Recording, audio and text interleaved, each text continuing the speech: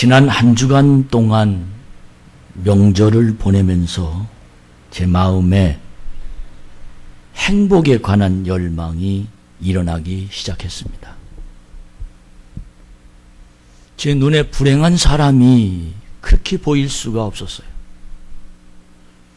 저 사람을 어떻게 하면 행복하게 할 수 있을까?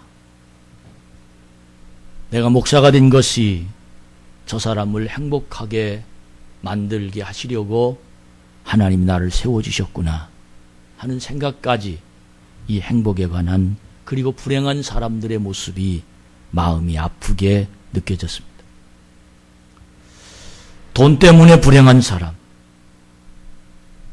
돈이 없어서 너무 안타깝게 애타게 살아가는 사람들을 보면서 하나님, 어떻게 해야 저 사람이 행복할 수 있습니까? 건강 때문에 하루하루를 지내면서 힘이 들어하는 분들을 바라보면서 하나님, 치유의 하나님, 행복을 느끼게 하시옵소서. 또한 인간관계로 인해서 마음을 아파하고 괴로워하는 사람들 대화하면서 어떻게 저렇게 세상을 불행하게 살까? 하나님, 저 불행한 생각에서 행복한 생각으로 바꿔주시옵소서. 이런 안타까운 마음이 들어서 한 주간 동안 내 마음이 답답했습니다. 그리고 기도했습니다. 그러면서 하나님이 저에게 아주 분명하게 말씀을 주시는데 그 말씀의 내용이 참 좋은 교회를 행복을 만드는 공장으로 사용하면 어떻게 하느냐 하시는 하나님의 질문이었습니다. 참 좋은 교회 성도들을 예배드리는 그 장소가 하나님의 말씀을 듣고 새로운 삶을 시작하는 그들의 인생이 이곳에 들어와 행복한 삶을 만들어가는 공장의 역할을 참 좋은 교회에서 했으면 좋겠다 하시는 하나님의 깨달음과 음성이 제 마음속에 들리기 시작했습니다. 그때 제 머릿속에서 문구가 생각이 났는데 그 문구가 어떤 문구냐 하면 바로 앞에 기록된 행복한 사람은 행복한 가정을 만들고 행복한 가정은 행복한 미래를 창조한다 하는 말씀입니다. 이 행복이라는 단어, 우리는 이 행복을 가정에서 행복을 찾으려고 하지만 시작은 내 자신에게 행복해야 분명하게 가정이 행복합니다. 이 행복을, 미래를 행복하게 만들어지면 내가 행복할 것 같지만 내 가정이 행복한 가정에서야 미래를 행복을 만들어갈 수 있다라는 하나님의 주시는, 나에게 주시는 지혜였습니다. 여러분, 한번 질문 드리겠습니다. 대답 안 해도 좋으니 마음으로만 대답해 주셨으면 좋겠습니다. 여러분, 행복하십니까? 나는 과연 행복한가? 내 마음이 지금 어디를 향하여 가고 있는가? 나는 과연 행복한가? 교회 와서 행복을 찾아갈 수 있겠는가? 교회에 하나님의 주신 말씀을 받아들고 내 마음이 행복한 마음을 가슴에 품고 이 성전문을 나설 수 있겠는가?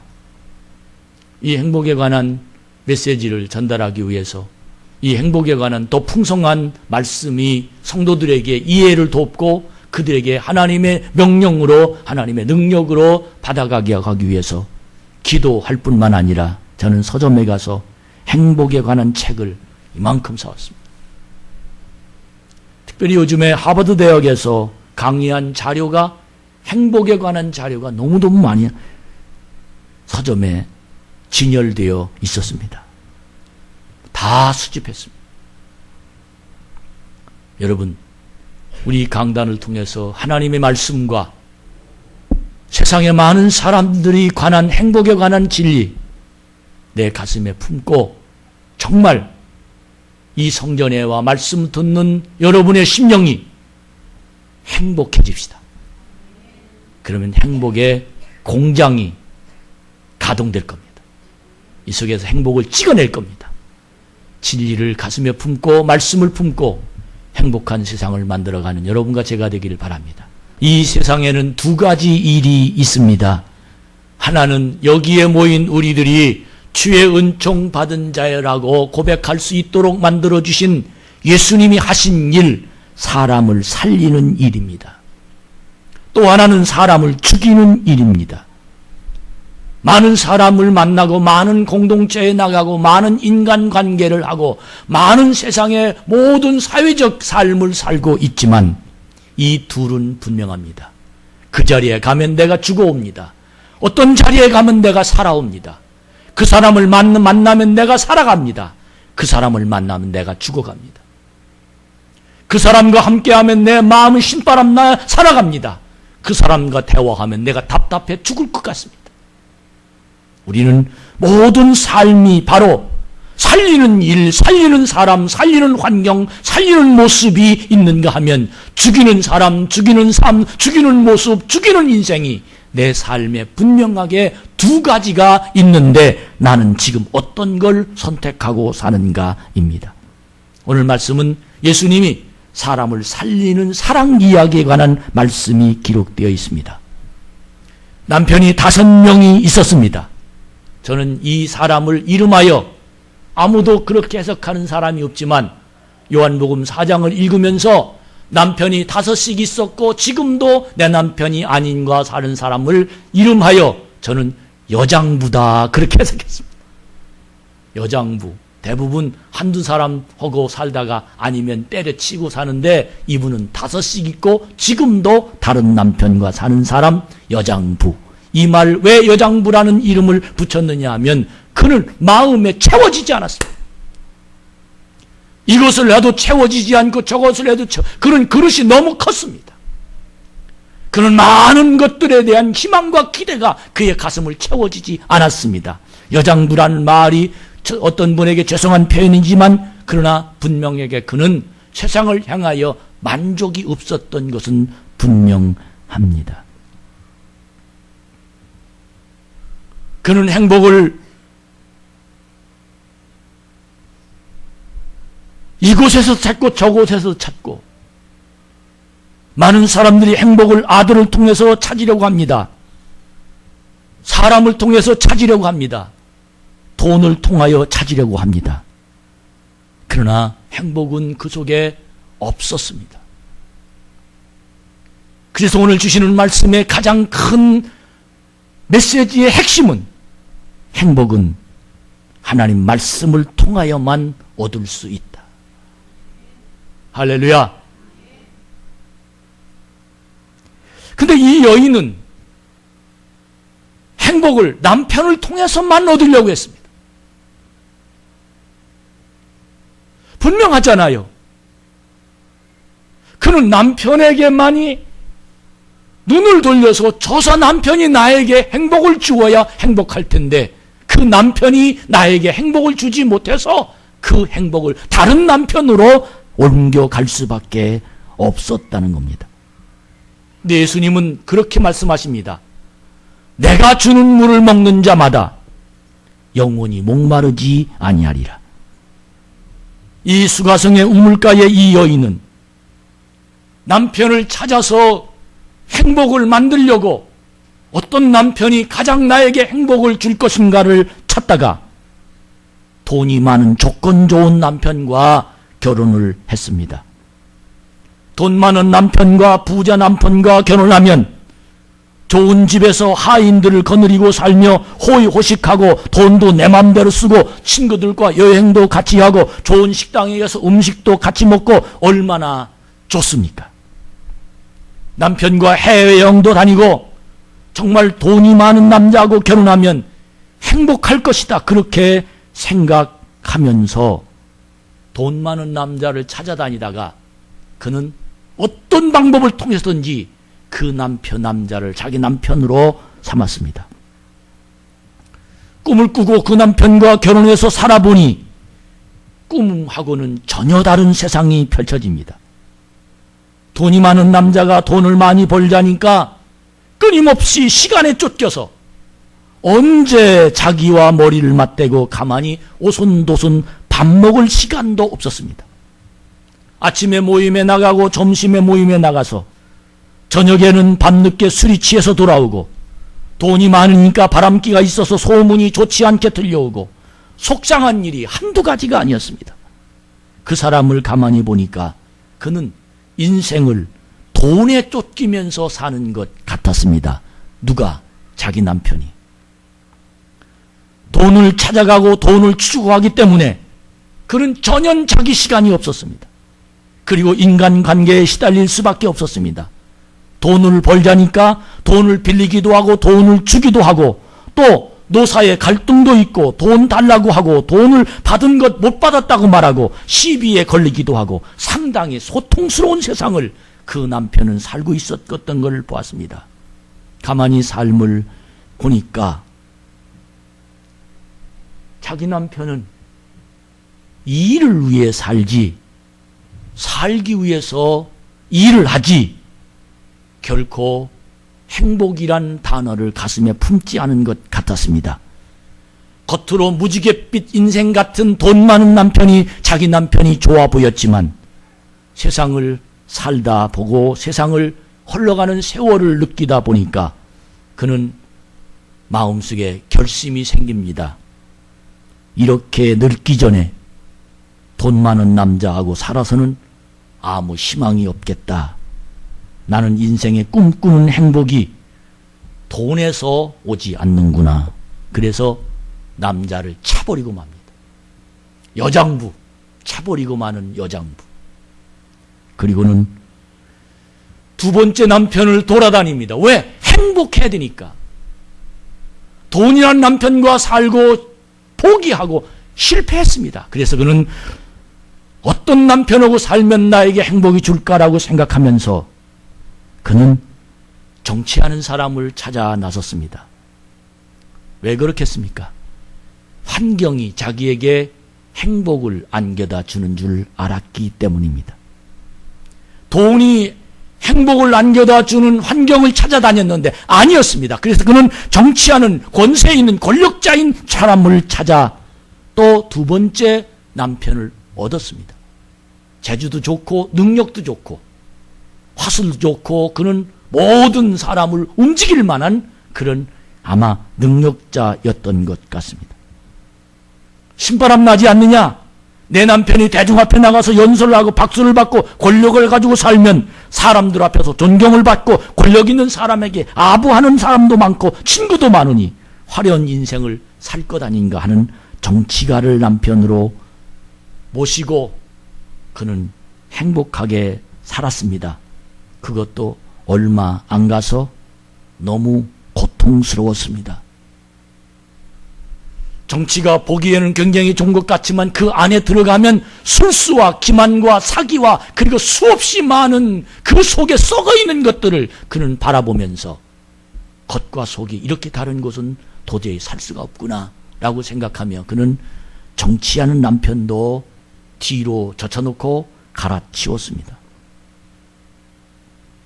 세 번째 남편을 찾아 어떤 남편하고 살면 나에게 행복을 줄까라고 고민하다가 야 돈도 필요 없다. 권력도 필요 없다. 그러고 생각하니까 이제 나는 도시에서 사는 것보다는 시골 가서 사는 것이 좋겠다라고 생각하다가 결국 그는 시골 사람 농부를 자기 남편으로 삼고 행복을 꿈꿨습니다.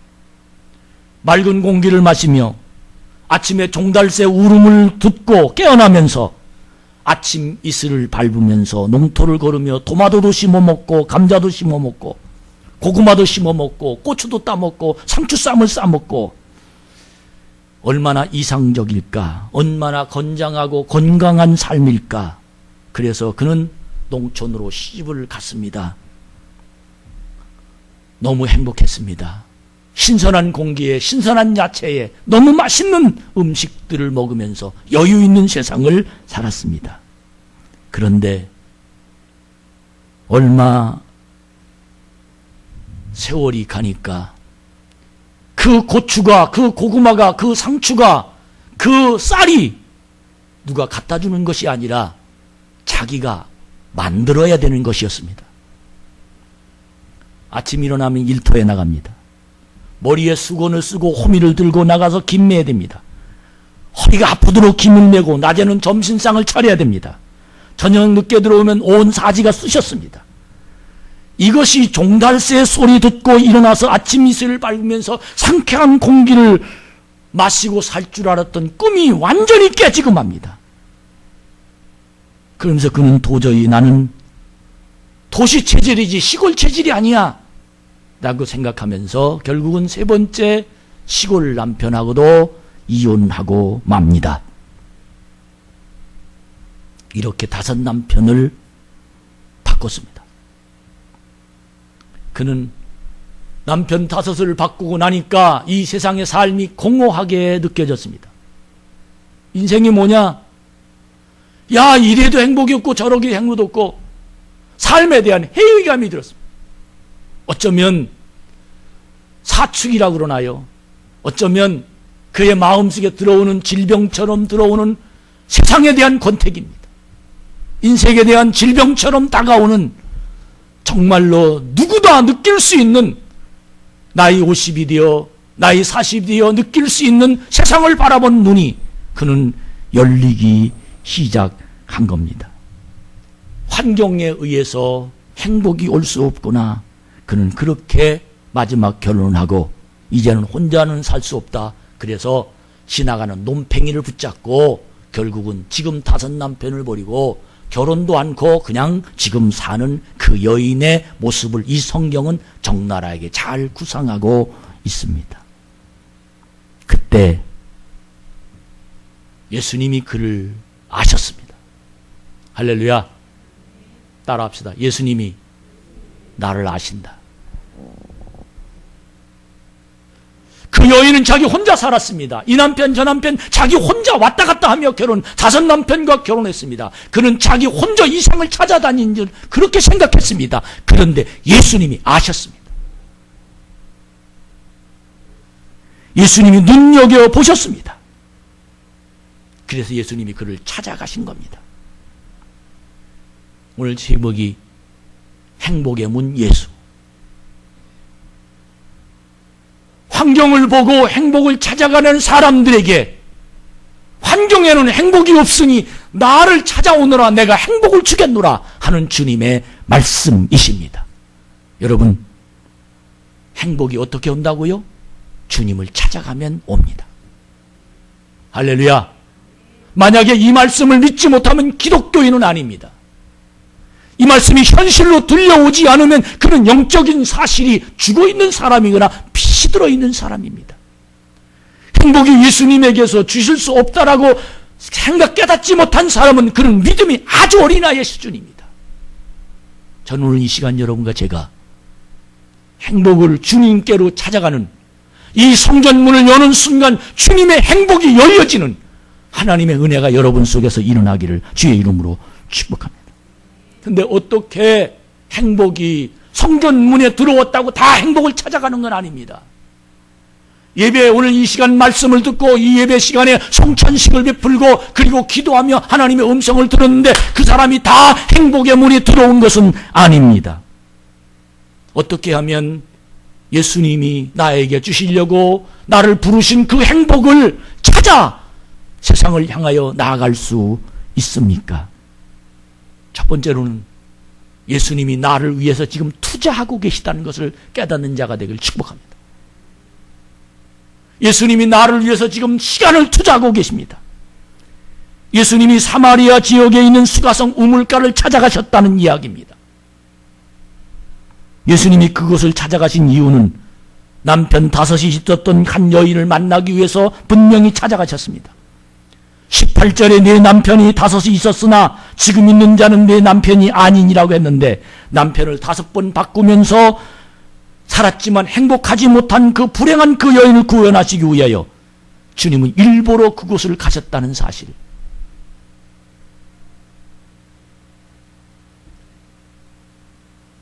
여러분, 세상은 만만하지 않습니다. 그리고 내 이상은 헛될지도 모릅니다. 내가 하는 모든 목적이, 돈을 벌기 위해 사는 목적은 어쩌면 헛될지도 모릅니다.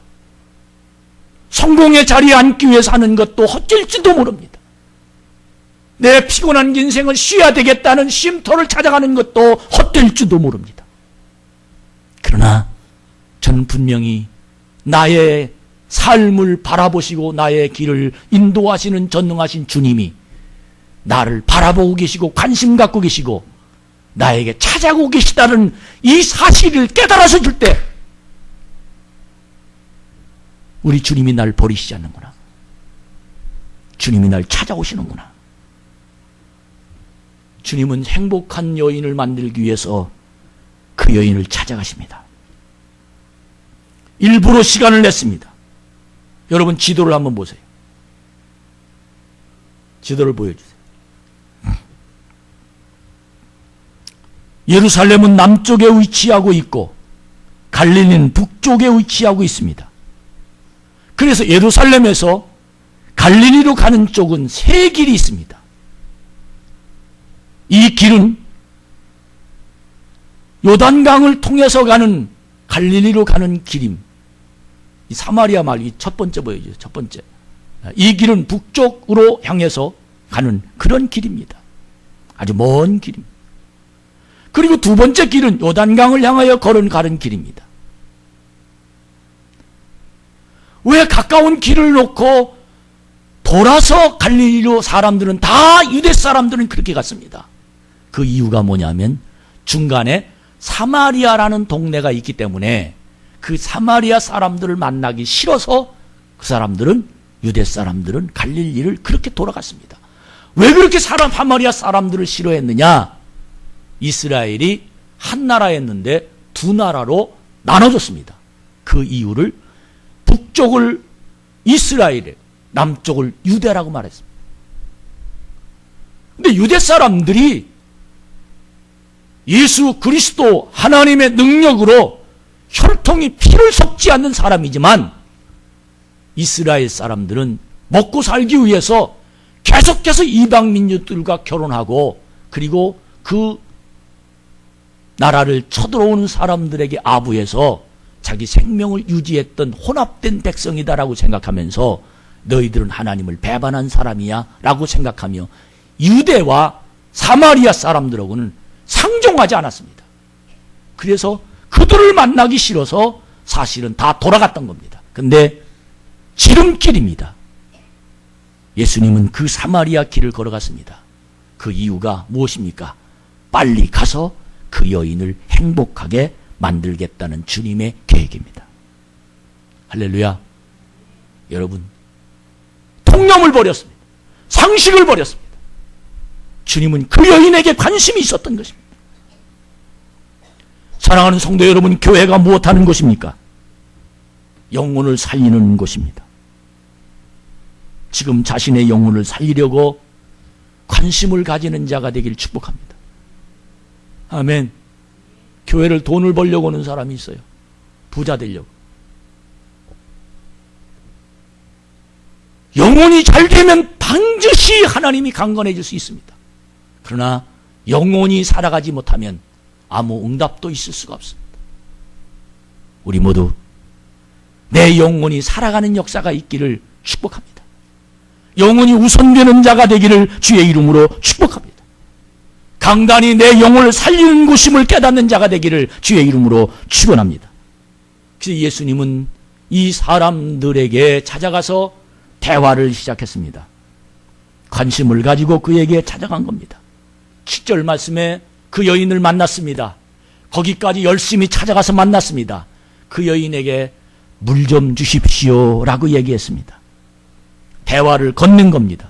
시도한 겁니다. 여러분, 주님은 나에게 먼저 말씀하십니다. 내가 듣지 못해서 그 말을 느끼지 못할 뿐입니다. 전도도 마찬가지입니다. 그 사람에게 먼저 찾아가야 됩니다. 그 사람의 고민을 찾아가 그 사람에게 대화를 시작하는 것이 바로 하나님의 역사이고 그를 구원하고 예수님처럼 그에게 새 생명을 주는 하나님의 길입니다. 많은 가정들이 대화가 없이 살고 있습니다.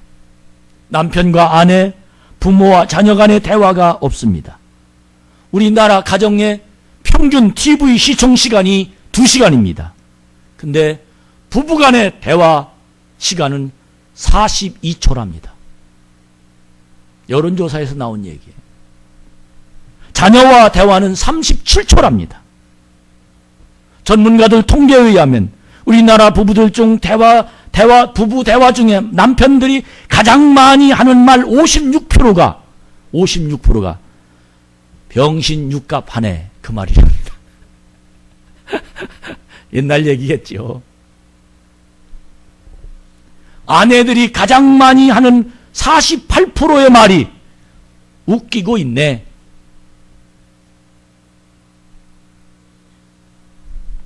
행복한 가정은 대화가 있는 가정입니다. 대화는 행복의 삶으로 안내합니다. 대화는 심장과도 같습니다. 심장이 멎으면 죽습니다. 대화가 끊어지면 그 가정이 위험합니다. 예수님은 물을 달라 하시는 그 여인에게 대화를 시작했습니다. 왜? 영혼을 살리려고. 할렐루야. 여러분, 전도한다고 하면서 대화를 시작하지 않으면 전도할 수 없습니다. 가정을 행복한다고 하면서 교회가 사랑이 많다고 소문난다고 하면서 대화가 시작되지 않으면 교회가 사랑이 많을 수 없습니다. 우리 모두 진실로 나 저 사람하고 한 번도 대화한 적이 없는데 전 우리 교회에서 깜짝 놀랄 일들이 많아요. 아직 누가 누군지 잘 몰라요. 몇 년 다녔는지도 몰라요. 이름도 모를 뿐만 아니라 성도 몰라요. 여러분, 우리 대화합시다. 할렐루야. 내 마음을 열어놓고 주님이 찾아갔듯이 이곳이 천국이 돼야 돼요. 여기에서 하나님의 진리로 내 인생을 만들어가야 됩니다. 요즘에 계속해서 신방합니다. 밥을 먹으면서 함께 대화합니다. 왜? 그의 마음속에 무엇이 담아있을까?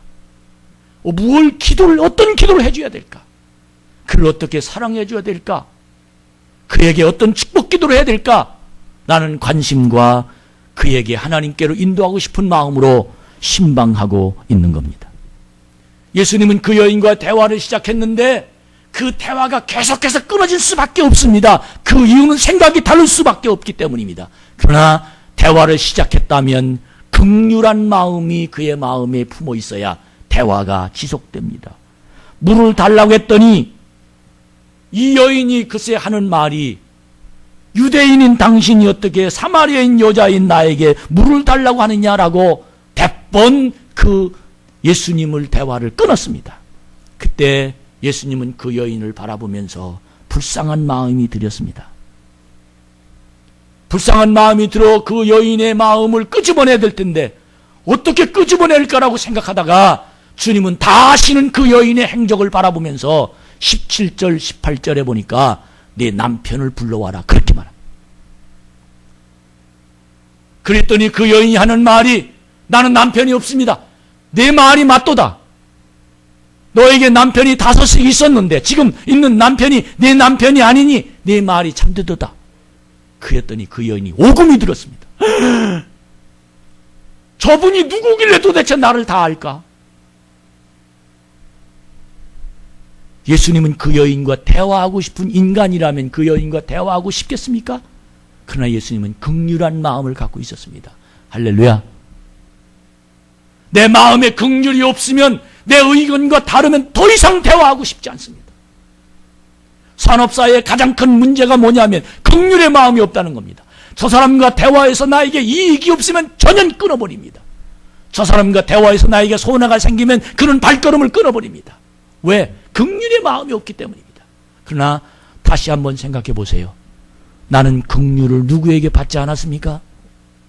내가 지금 여기까지 있게 된 것은 누군가 나를 긍휼히 여겨 주었기에 내가 이 자리에 있다면 나는 어떤 분에게 긍휼을 베풀어야 될 책임이 있다는 사실을 깨닫는 자가 되길 축복합니다. 예수님은 긍휼의 마음을 가지고 그 여인과 계속해서 그 마음속에 가지고 있는 끄집어냈습니다. 그때 그 여인이 주여 당신은 선지자입니다. 손들었습니다. 여장부가 세상에 만족이 아무것도 없는 그 여인이 예수님이 그 심장을 꿰뚫자 긍휼한 마음으로 끝까지 그에게 다가가서 그의 심정을 예수님은 이끌었던 것입니다. 여러분, 예수님이 물 좀 달라 할 때 그 여인은 온순하게 대답하지 않았습니다. 그때 내가 주는 물을 먹는 자마다 영원히 목마르지 않는다는 이 메시지가 그 여인의 가슴을 찔렀습니다. 그 여인은 예수를 만났습니다. 할렐루야. 그 여인은 자기 인생을 완전히 정리했습니다. 선지자를 바라보는 그 여인은 인생의 행복이 어디서 오는지를 예수를 만나고 난 다음에 가슴이 뻥 뚫리기 시작했습니다. 말을 해서 뻥 뚫린 것이 아닙니다. 성령께서 활동하셨습니다. 여러분, 우리가 모든 사람들을 바라볼 때 내 수준에 맞지 않습니다. 나와 삶의 스타일이 다릅니다. 내 인간의 삶이 너무 행복하게 살아야 될 텐데 내 스타일과 만날 수가 없습니다. 내 레벨과 맞지 않습니다. 내 대화를 이해하지 못합니다. 그래서 우리는 저놈은 이세를 안 들고 저놈은 이래서 안 들고 저분은 이래서 안 들고 저분은 이렇게 해서 안 들고 그래서 우리는 다 잘라나 결국은 나 혼자 살 수밖에 없습니다. 그래서 혼자 TV 보고 혼자 못 보고 앉았고 혼자 왜? 긍휼의 마음이 내 속에 없어요. 여러분, 이 성전에서 우리 주님이 말씀하십니다. 내가 너를 위해서 십자가에 졌다. 너는 내 목숨값이다. 내가 너를 위해서 죽었는데 너는 왜 자꾸 사람을 정죄하냐? 이 문제만 해결되면 이 성전은 행복의 문입니다. 할렐루야. 여기는 축복의 문입니다. 이 문제만 해결되면 모두 다 나보다 잘나게 보입니다. 모두 다 나보다 깨끗합니다. 모두 다 나보다 훌륭합니다. 그 마음을 내가 판단하고 내가 심사하고 내가 그 속에 들어가고 내가 그와 대화하여 느끼는 것이 아니라 성령님이 그 마음을 주십니다. 신앙이란 뭡니까? 내 소리가 아니라 성령의 소리를 듣는 겁니다. 결론 말씀드립니다. 행복을 누리는 자가 누구입니까? 사마리아 여인은 남편을 통하여 행복을 누리려고 계속 남편을 공략합니다. 안 되면 또 바꿉니다. 남편을 통한 행복을 추구했습니다. 그러나 실패했습니다. 그것이 5번이나 계속되었습니다. 지금은 그냥 논팽이하고 같이 살고 있습니다. 왜? 행복을 포기했습니다. 얼마나 많은 사람들이 행복을 포기하고 쾌락에 의존하고 사는 사람들이 많은지 알 수 없습니다. 얼마나 많은 사람들이 오늘 기쁘면 그만입니다. 그래서 수없이 많은 사람을 속이고 삽니다. 사랑하는 여러분, 여기에 행복의 문이 있습니다. 주께로 오십시오.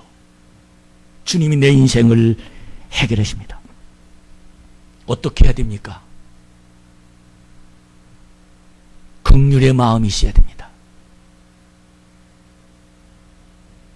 인내하는 마음이 있어서 끝까지 가야 됩니다. 정말 전 우리 교회가 행복을 만드는 공장이 되기를 소원합니다. 들을 귀가 열려지길 바랍니다. 여러분 행복하시기를 원한다면 주님 안으로 들어오십시오. 주님이 내 인생을 끌고 가실 것입니다. 교만하지 마십시오. 온유하십시오. 주 앞에 내 인생을 다 드려서 여러분의 삶을 이끌어가는 전능하신 주의 역사가 나타날지는 놀라운 역사가 일어나기를 주의 이름으로 축복합니다.